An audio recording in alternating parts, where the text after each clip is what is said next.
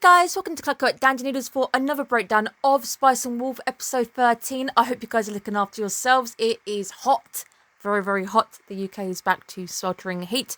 It is 1:12 in the morning AM. The moon is a funny gold colour, and I'm recording because it's actually quite cool right now.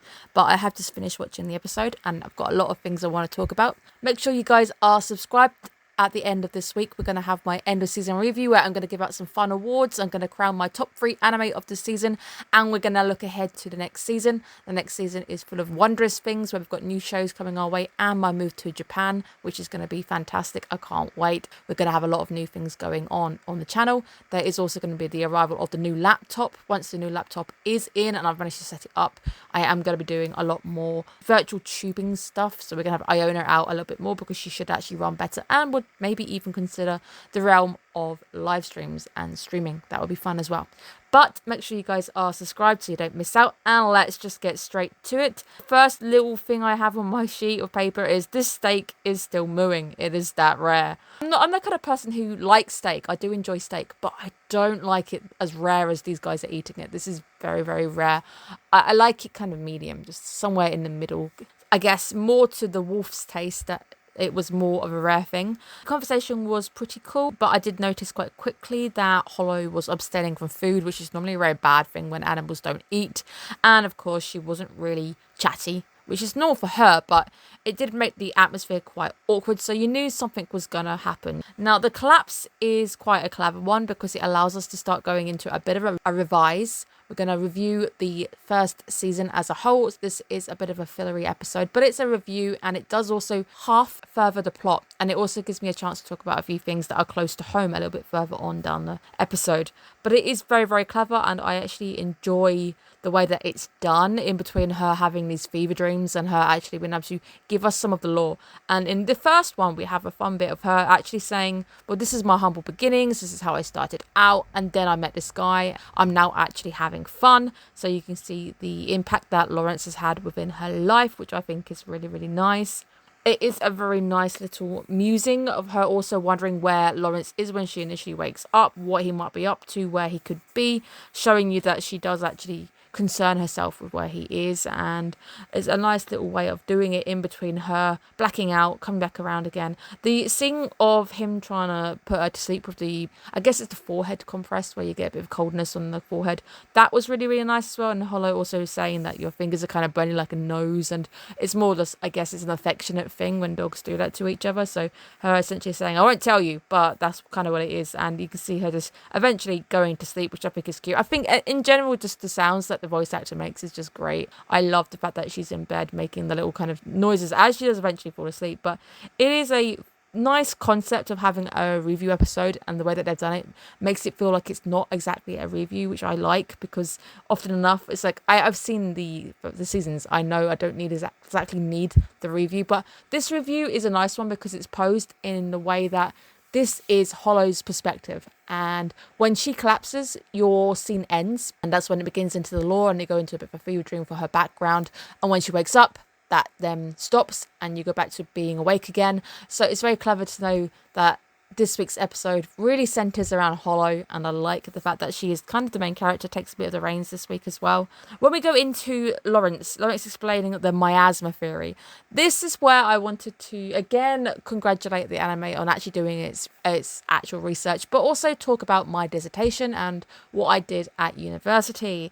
Now, the 4 humours and the miasma theory are actually welcome to the medieval Europe, and this is actually a real thing, and it's all something that was around for about 150 years, initially devised by Galen, who was a Roman physician, so all the way back in Roman period. His theories essentially were unchallenged all the way up until the 18th century, when eventually the church loses its power, ironically, and eventually science is allowed to start growing on its own, which I think is also just irony to the plot itself. Now, what it really is the idea that your body has different humours for balances that need to be kept in check, and illness occurs if one of those comes out of balance. A lot of that would come down to being bled from having leeches on you because you've got too much blood, or if you're too cold, you need to have some warmth. So essentially Lawrence does get that quite right, and he starts to think about foods and how foods and nutrition are a great way of putting your body back into balance, which I think is really, really cool.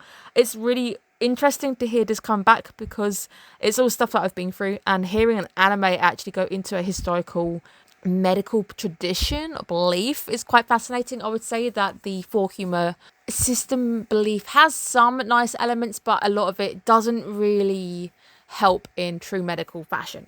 At this point, people did believe that sickness was essentially caused by bad smells. I mean, if something stinks, it generally isn't going to be a good thing to be around, and it probably will get you sick. But obviously, it's not going into the idea of bacteria. It's not going into actually why this makes you sick. It's just, oh, I was around this thing that was stinky, and then I got really sick. So it is the basic concept. My actual dissertation when I was in university was, of course, on the birth of popular medicine within medieval to early modern Britain, and the impact of the printing press that it had on the idea of a popular medicine. Now, what Lawrence is essentially spreading is a popular medicine, yes, but it's also something that would have been passed through the universities back in the day. So he's actually giving us an example of both of my studies, which is quite nice.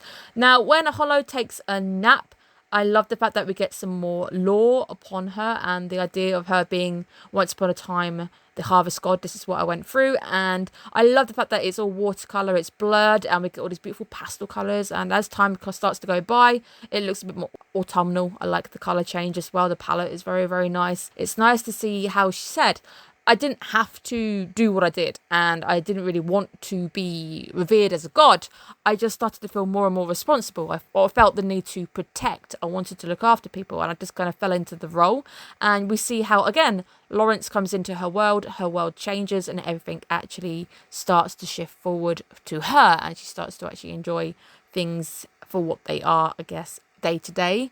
When Hollow says there is a sickness even doctors cannot heal, that is love. She does drop a few subtle hints this week that there is this idea that you wouldn't even notice if, like, I fell in love or something. You wouldn't notice if love occurred because not even the doctors can notice that one. So there's a lot of little hints this week, and obviously you know that the two of them care for one another, which is very, very nice. She really is living her best life. He's actually on personal call, a personal chef taking requests. Of course, this is the four humours. He's making all these recipes based on the idea of four humours, but it is still nice to see him providing all these nutritional meals for her and actually looking after her until she actually gets better. But he's like, you better look after me when I get sick. And she's like, no, I would notice way before you did when you get sick. And I guess that is the case, that animals do know if you're coming down with something. They do know if you're not under the weather. I think if I am sick, at least the other animals in the house notice. It wouldn't even get to this point. I'd already have noticed it. Now, Hollow's face when he accuses her of being hostile towards Nora is just a picture to behold. But of course, it does always feel like she is being very hostile to her, which is kind of sad because I like Nora. I do really like Nora. I don't think she deserves hostility occasionally. It is a little bit hostile. But it's nice to finally have her surprise visit to her bedside, even though that was Lawrence essentially trying to, I guess, conquer the idea of her saying this inn is very quiet and giving her a bit of company and bringing her to the room. It does actually break a bit of tension too, and I really like it because the two of them are just as cool as each other. They've got a nice little sense of humour. I love that, again, they essentially call Lawrence a sheep, which is hilarious. Really enjoyed that little bit as well. Now, the bit right at the end, bringing us all the way back to the start of episode number 1. This, of course, marking the end of season 1 officially in my eyes now because it's called bookending. And when you bookend something, it's when, let's say, I began the season by reading my child a book, and then I end the season by asking my child, do you want to hear more? Let's go to season 2. Essentially, that's what it is. This is totally Hollow and Lawrence's kid. She's even got the little fangs if she opens her mouth, and she's got the white hair, which she's probably taken after her dad, but it's clearly their kid. A bit later down the line going, can you tell me the story of Spice and Wolf? It's a nice way to wrap up season 1, which I think is very, very clever because it brings you right back to that first episode. Obviously, we're not going anywhere. We're going to go straight into another episode. I think next week. I don't think there's a gap with this one. Normally there's a gap when it comes to animes that even roll into another season, but I don't think I've heard of there being a gap with Spice and Wolf. I think it does just continue which is great. But I'm guessing originally people were watching season 1 and it came to the end and people were like, oh, I really enjoyed that. When's the next season coming out? Thankfully, we don't have to deal with that. It has been such a great season and I've really enjoyed it. I've really enjoyed the building on the relationships between the characters. I've enjoyed the moments of just peace and then the upheaval where you get the pace picking up. The pace is an interesting one. It's slow, it's fast, it's slow again. A show like this, it benefits from being a bit more slow. The economics have been a little bit heavy. There's been times when I felt stupid, but I am really enjoying it. Occasionally when it comes to history that's brought up and it's actual medieval stuff.